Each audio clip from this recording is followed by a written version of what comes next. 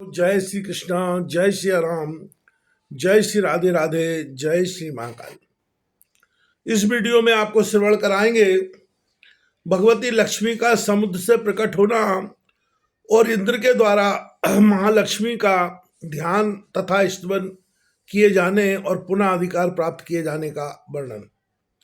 भगवान नारायण कहते हैं, नारद तदनंतर भगवान श्री हरि का ध्यान करके देवराज इंद्र ने बृहस्पति जी को आगे करके संपूर्ण देवताओं के साथ ब्रह्मा की सभा के लिए प्रस्थान किया। वे शीघ्र ही वहां पहुंच गए। सबको ब्रह्मा जी के दर्शन हुए। इंद्र और बृहस्पति सहित समस्त देवताओं ने उनके चरणों में मस्तक झुकाया। तत्पश्चात देवगुरु बृहस्पति जी ने ब्रह्मा जी को सारा वृत्तांत कह सुनाया। उनकी बात सुनकर ब्रह्मा जी हंस पड़े। उन्होंने देवराज से कहा, ब्रह्मा जी बोले, वत्स, तुम मेरे वंशज हो, तुम्हें उत्तम बुद्धि प्राप्त है, मेरे प्रपौत्र हो। बृहस्पति जी तुम्हारे गुरु हैं और तुम स्वयं भी देवताओं के स्वामी हो।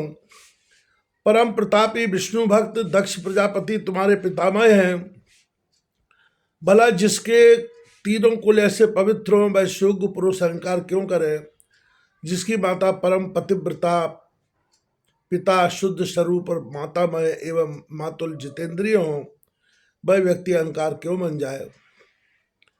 क्योंकि यदि पिता, पितामह और गुरु ये तीन दोषी हों तो इन्हीं के दोष से संपन्न होकर पुरुष भगवान श्री हरि का द्रोही बन सकता है, यह निश्चित है।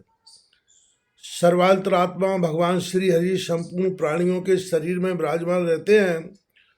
उनके देह से निकल जाने पर उसी क्षण प्राणी शव बन जाता है। वे स्वामी हैं और हम सब लोग उनके अनुचर हैं। मैं प्राणियों के शरीर में इंद्रियों का स्वामी मन होकर रहता हूँ। शंकर ज्ञान का रूप धारण करके रहते हैं। विष्णु के प्राणों की अधिष्ठात्री देवी भगवती श्री राधा प्रकृति के रूप में विराजमान रहती है। बुद्धि को साध्वी दुर्गा का रूप माना गया है। निद्रा एवं क्षुधा आदि ये सभी भगवती प्रकृति की कलाएं हैं। आत्मा का जो बुद्धि में प्रतिबिंब है वही जीव है। उसी ने इस भोग शरीर को धारण कर रखा है। जब शरीर का स्वामी आत्मा देह से निकलकर जाने लगता है तब ये सब भी तुरंत उसी के साथ साथ चल पड़ते हैं। जैसे रास्ते में बर के आगे चलने पर सभी बराती सज्जन उसका अनुसरण करते हैं। मैं शिव, शेषनाग, विष्णु, धर्म एवं महाविराट तथा तुम सब लोग, ये सब जिनके अंश और भक्त हैं, उन्हीं भगवान श्री कृष्ण के निर्मल रूप पुष्प का तुमने अपमान कर दिया है। भगवान शिव ने जिस पुष्प में उन श्री हरि के चरण कमलों की पूजा की थी, वही पुष्प सौभाग्यवश मुनिवर दुर्वासा की कृपा से तुम्हें प्राप्त हुआ था, परंतु तुमने उसका सम्मान नहीं किया। भगवान श्री कृष्ण के चरण कमल से पृथक पुष्प जिसके मस्तक पर स्थान पाता है, वह सौभाग्यशाली व्यक्ति संपूर्ण देवताओं में प्रधान माना जाता है और उसी की पहले पूजा होती है। हाँ, बलवान दुर्देव ने तुम्हें ठग लिया। इस समय भगवान श्री कृष्ण के निर्माल्य का परित्याग करने से रोष में आकर भगवती श्री देवी तुम्हारे पास से चली गई हैं। अब तुम मेरे तथा बृहस्पति के साथ वैकुंठ में चलो, मैं वर देता हूँ। अतः तुम महालक्ष्मीकांत बनकर भगवान श्री हरि की सेवा करके लक्ष्मी को अवश्य प्राप्त कर लो। नारद इस प्रकार कहकर ब्रह्मा जी संपूर्ण देवताओं को साथ ले वैकुंठ पधार गए। वहां जाने पर उन्हें परब्रह्म सनातन भगवान श्री हरि के दर्शन हुए। उस समय वे तेज पुंज प्रभु अपने ही तेज से प्रकाशित हो रहे थे। उनका श्री विग्रह ऐसा जान पड़ता था मानो ग्रीष्म ऋतु के मध्याह्न कालिक असंख्य सूर्य एक साथ चमक रहे हों। वे आदि, मध्य और अंत से रहित लक्ष्मीकांत भगवान श्री हरि शांत रूप से विराजमान थे। वे चार भुजा वाले पार्षदों से और भगवती सरस्वती से युक्त थे। चारों वेदों सहित भगवती गंगा भक्ति प्रदर्शित करती हुई उनके पास विराजमान थी। उन्हें देखकर ब्रह्मा के अनुयायी संपूर्ण देवताओं ने मस्तक झुकाकर प्रणाम किया। उनके प्रत्येक अंग में भक्ति और विनय का विकास हो चुका था। आंखों में आंसू भरकर वे परम प्रभु भगवान श्री हरि की स्तुति करने लगे। स्वयं ब्रह्मा जी ने हाथ जोड़कर भगवान से यथावत समस्त वृतांत कर सुनाया। उस समय समस्त देवता अपने अधिकार से अलग होने के कारण रो रहे थे। विपत्ति ने उनके हृदय में भली भांति स्थान प्राप्त कर लिया था। भय के कारण उन्हें घबराहट की सीमा नहीं थी। उनके शरीर पर एक भी रत्न या आभूषण नहीं था। वे सवारी से भी रहित थे। उन सभी के मुख बिलान थे। श्री तो पहले ही उनका साथ छोड़ चुकी थी। वे निस्तेज एवं भयग्रस्त थे। कुछ भी करने की शक्ति उनमें नहीं रह गई थी।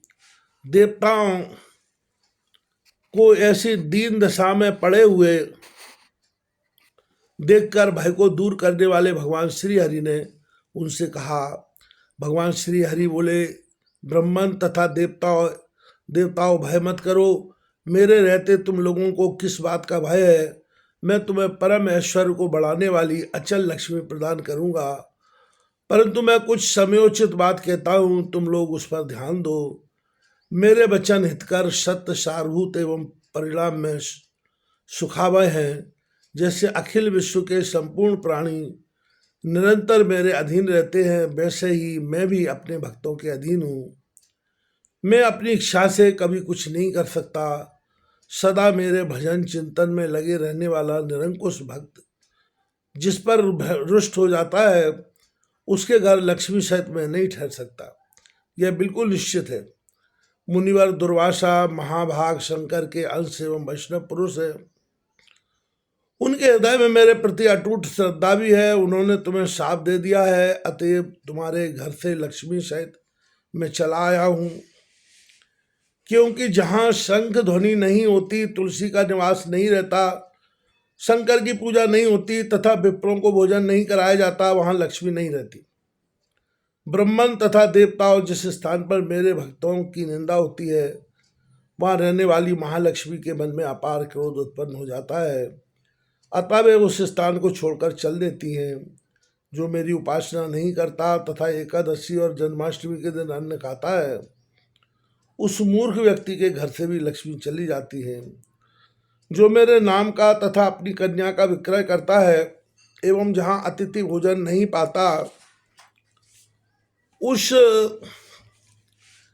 घर को त्याग कर मेरी प्रिया लक्ष्मी अन्यत्र चली जाती है। जो विप्र पुष्चली के उदर से उत्पन्न हुआ है अथवा पुष्चली का पति है, उसे महापापी कहा गया है। उसके घर लक्ष्मी नहीं ठहर सकती। जो विप्र बैल जोतता है, वह कमलालया भगवती लक्ष्मी का प्रेम भाजन नहीं हो सकता, अतः उसकी यहाँ से वे चल देती हैं। जो अशुद्ध हृदय, क्रूर, हिंसक और निंदक है, उस विप्र के हाथ का जल पीने में भगवती लक्ष्मी डरती हैं, अतः उसके घर से वे चल देती हैं। जो शूद्रों से यज्ञ कराता है, कायर व्यक्तियों का अन्न खाता है, निष्प्रयोजन तृण तोड़ता है, नखों से पृथ्वी कुरेदता रहता है, जो निराशावादी है, सूर्योदय के समय भोजन करता है, दिन में सोता है और मैथुन करता है, और जो सदाचारहीन है, ऐसे मूर्खों के घर से मेरी प्रिया लक्ष्मी चली जाती है। जो अल्पज्ञानी व्यक्ति भींगे पैर अथवा नंगा होकर सोता है तथा निरंतर बेसिर पैर की बातें बकता रहता है, उसके घर से साध्वी लक्ष्मी चली जाती है। जो सिर पर तेल लगाकर उसी से दूसरों के अंग को स्पर्श करता है, अर्थात अपने सिर का तेल दूसरे को लगाता है तथा अपने गोद में बाजा लेकर उसे बजाता है, उसके घर से रुष्ट होकर लक्ष्मी चली जाती है। जो ध्वज, व्रत, उपवास, श्रद्धा और विष्णु भक्ति से हीन है, उस अपवित्र पुरुष के घर से मेरी प्रिया लक्ष्मी चली जाती है।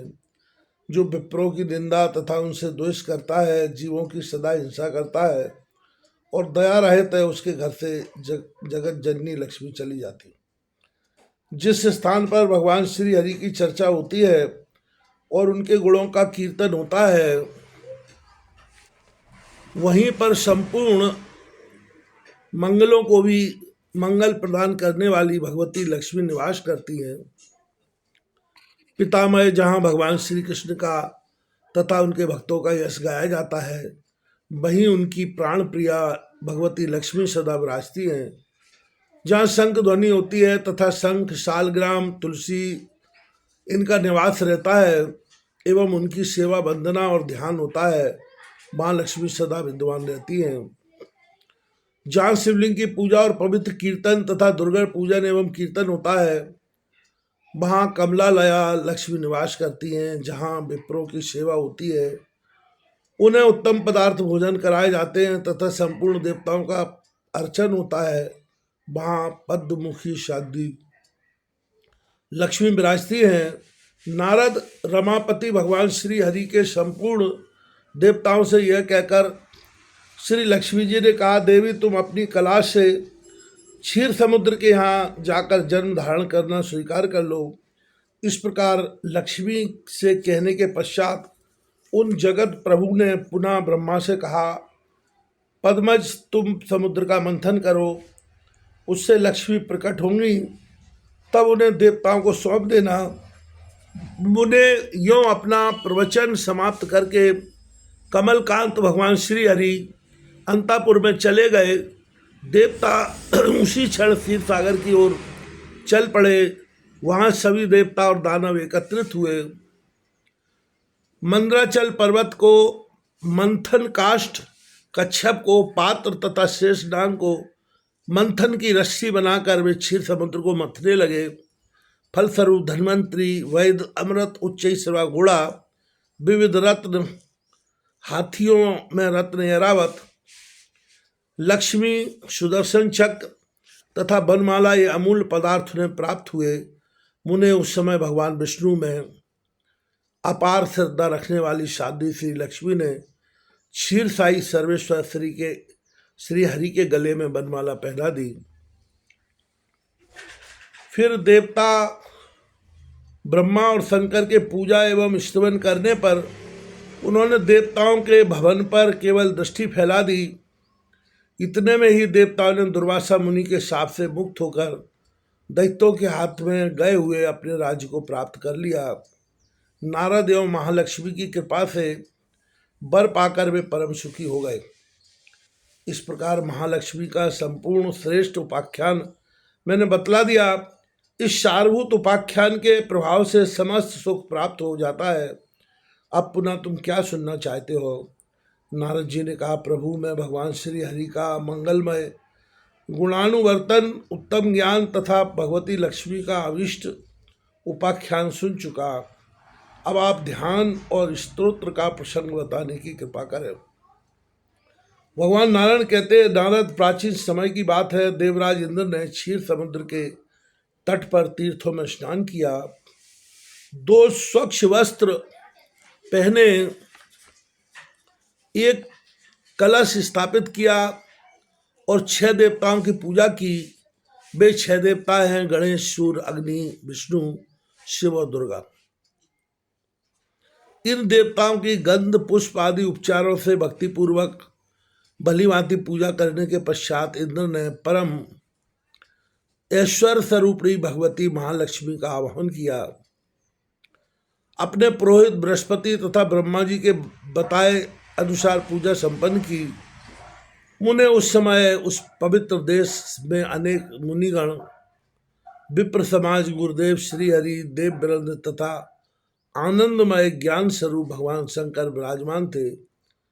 नारद देवराज ने पारिजाति का चंदन चर्चित पुष्प लेकर भगवती महालक्ष्मी का ध्यान किया और उनकी पूजा की।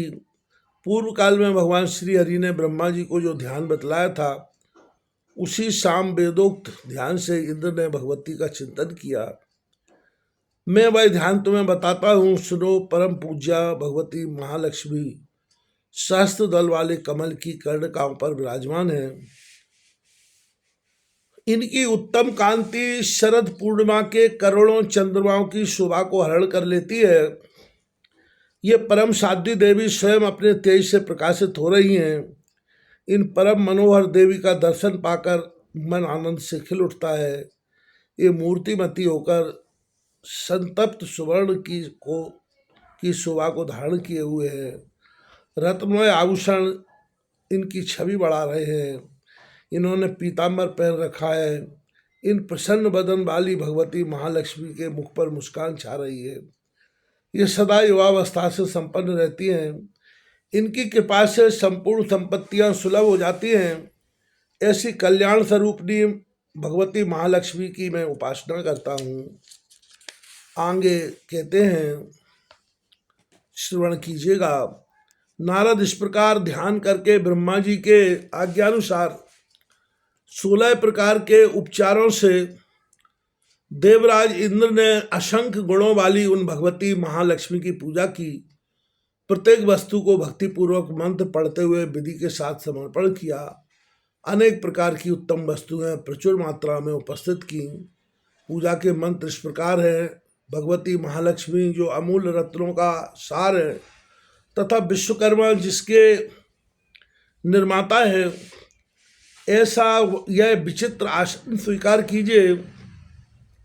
कमलालय इस शुद्ध गंगा जल को सब लोग मस्तक पर चढ़ाते हैं। सभी को इसे पाने की इच्छा लगी रहती है।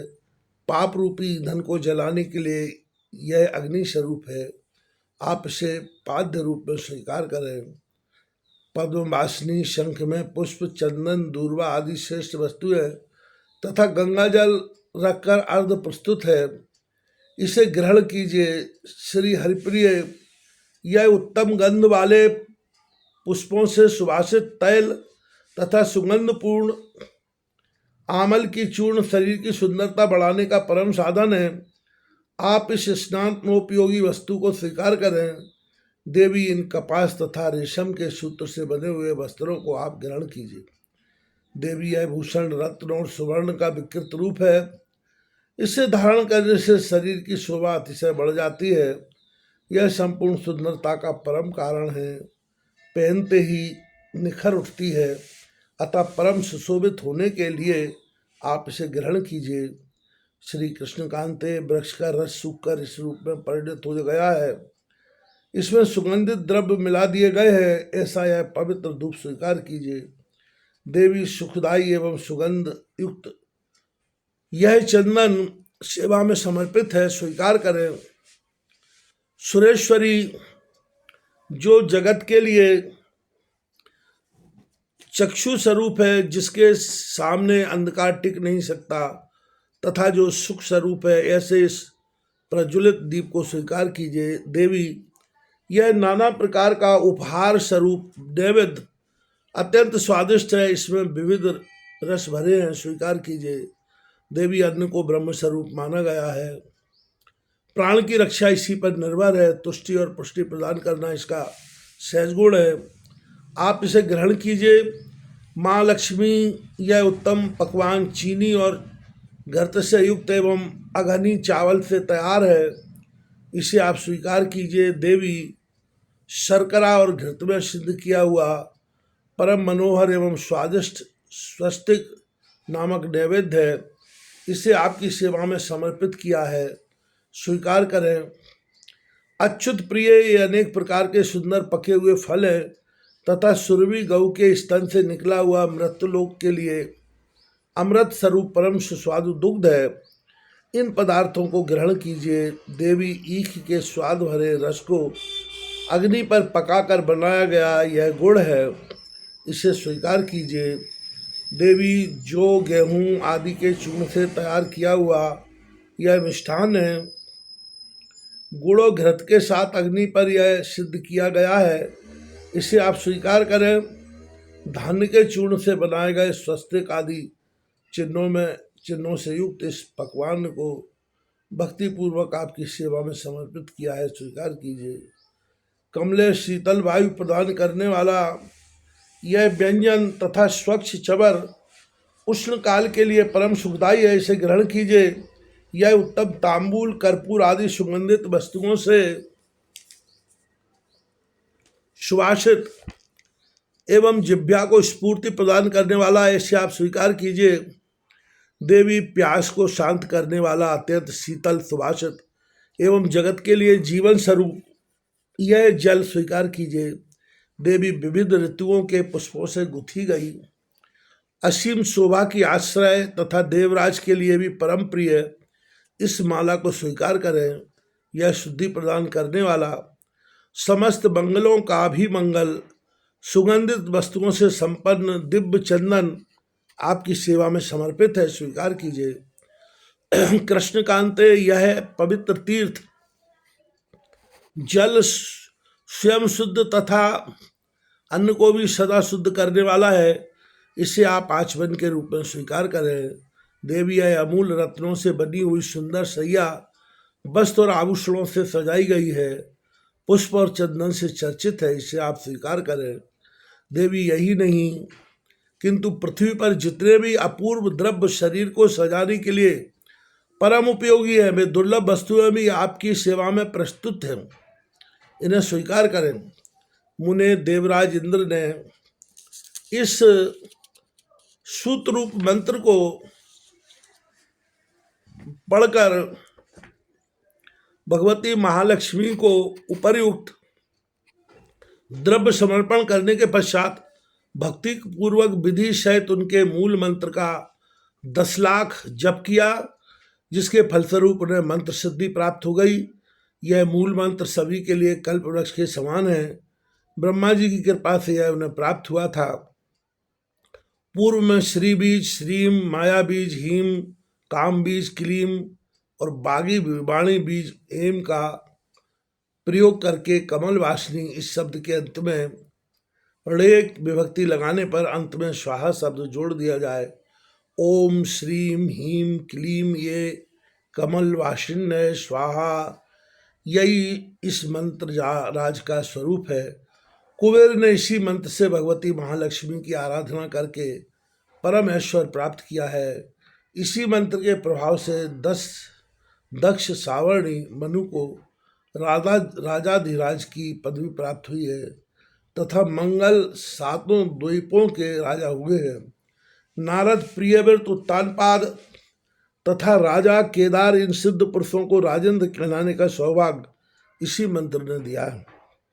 इस मंत्र के सिद्ध होने पर भगवती महालक्ष्मी ने इंद्र को दर्शन दिए। उस समय वे वरदायिनी सर्वोत्तम रत्न से निर्मित विमान पर विराजमान थी। उनके तेज से सप्तद्वीपवती पृथ्वी व्याप्त थी। उनका शिव विग्रह ऐसा प्रकाशमान था मानो श्वेत चंबा का पुष्प हो। रत्नमय आभूषण उनकी शोभा बढ़ा रहे थे। उनके मुख पर मुस्कान छाई थी। भक्तों पर कृपा करने के लिए वे परम आतुर थीं। उनके गले में रत्नों का हार शोभा पा रहा था। असंख्य चंद्रमा के समान उनकी कांति थी। ऐसी जगत को जन्म देने वाली शांत स्वरूपा भगवती महालक्ष्मी को देखकर देवराज इंद्र उनकी स्तुति करने लगे। उस समय इंद्र के सर्वांग में पुलकावली छा गई थी।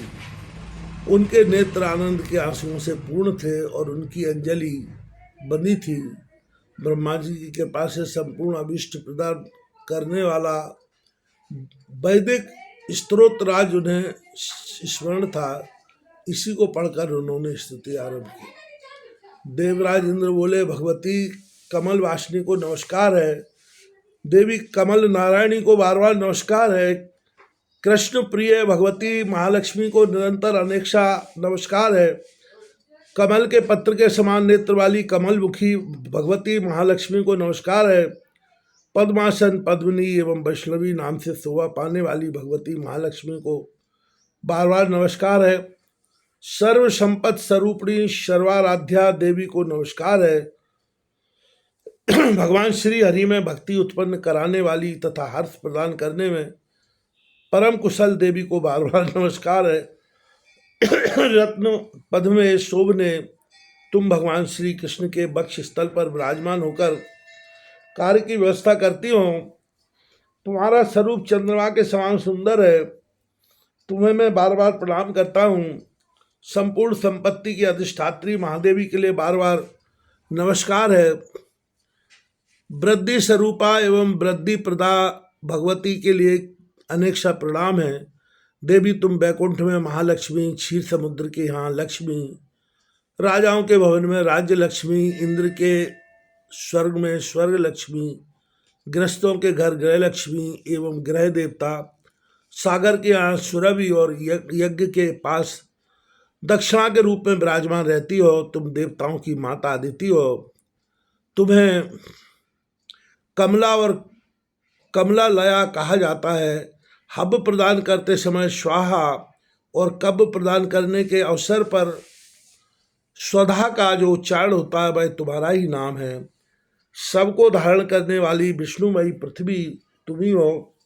भगवान नारायण की उपासना में सदा तत्पर रहने वाली देवी, तुम्हारा सत्यमय विग्रह परम शुद्ध है।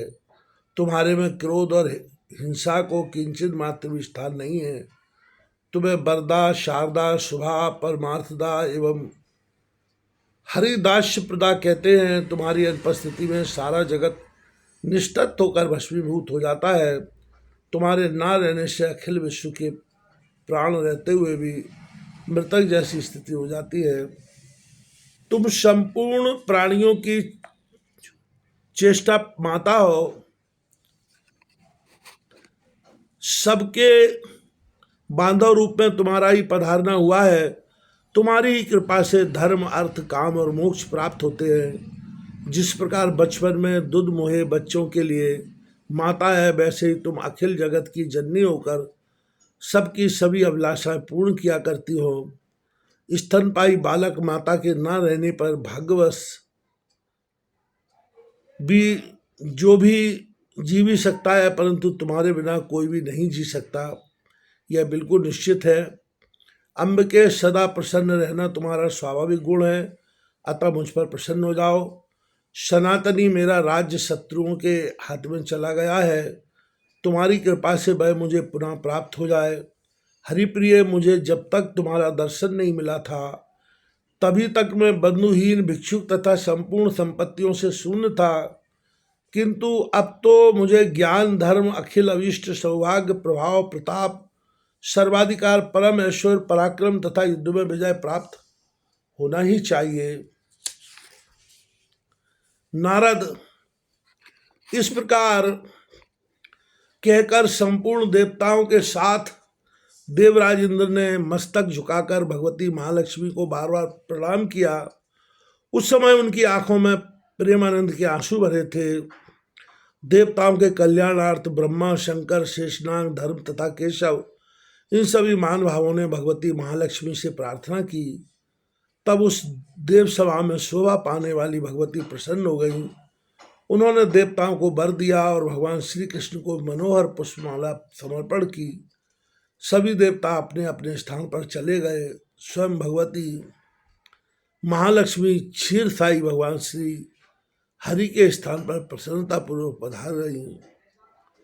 मुने, ब्रह्मा और शंकर भी देवताओं को शुभ आशीर्वाद देकर प्रसन्नता प्रकट करते हुए अपने अपने धाम को पधार गए। यह स्तोत्र महान पवित्र है। इसका त्रिकाल पाठ करने वाला बड़भागी पुरुष कुबेर के समान राजाधिराज हो सकता है। 5 लाख जप करने पर मनुष्यों के लिए यह स्तोत्र सिद्ध हो जाता है। यदि इस सिद्ध स्तोत्र का कोई निरंतर 1 महीने तक पाठ करे तो वह महान सुखी एवं राजेंद्र हो जाएगा, इसमें कोई संशय नहीं है।